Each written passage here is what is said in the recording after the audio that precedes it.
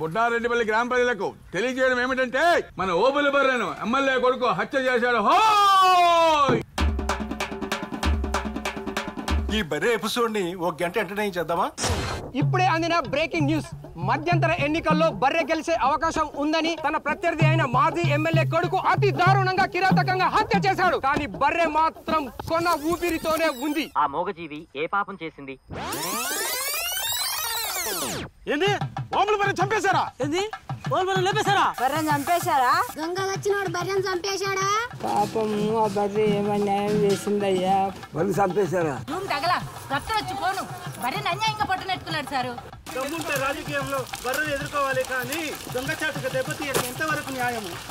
ఆ దొంగ మొహాన్ని దున్నపోతులతో పొడిచి పొడిచి చంపించాలి సారు. ఏంది? బర్రె లెచ్చలు నిలబడుతుందని రెస్పెక్ట్ వాళ్ళు చంపేశారా? ఎమ్మెల్యేగా బేటా ఓబుల్ కి భైంస్ को टक्कर मारा है अल्लाह నువ్వే న్యాయం చేయాలి.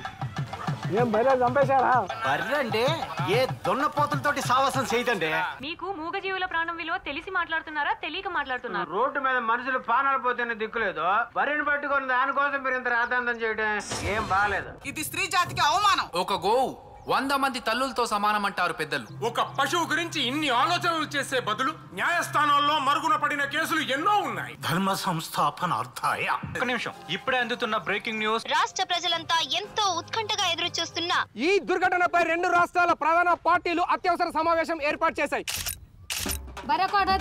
ఎవరు ఏమన్నా సరే మేము ఓటు వేసేది బర్రెకే.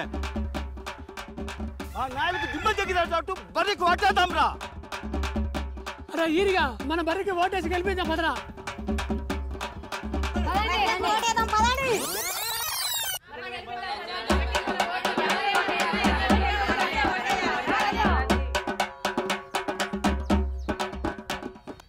మంది ప్రజానీకానికి తెలియజేయడం ఏమనగా మన ఓబుల బర్రె 1,00,000 ఓట్లపై చిలుకు మెజార్టీతో గెలిచిందో.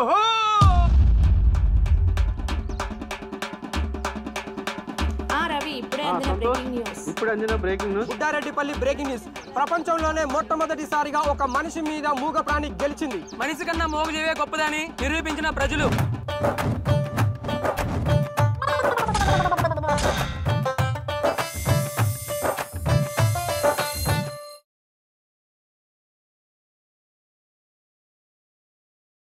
Please subscribe. Please do subscribe. Please subscribe. Please subscribe. Please subscribe to our YouTube channel.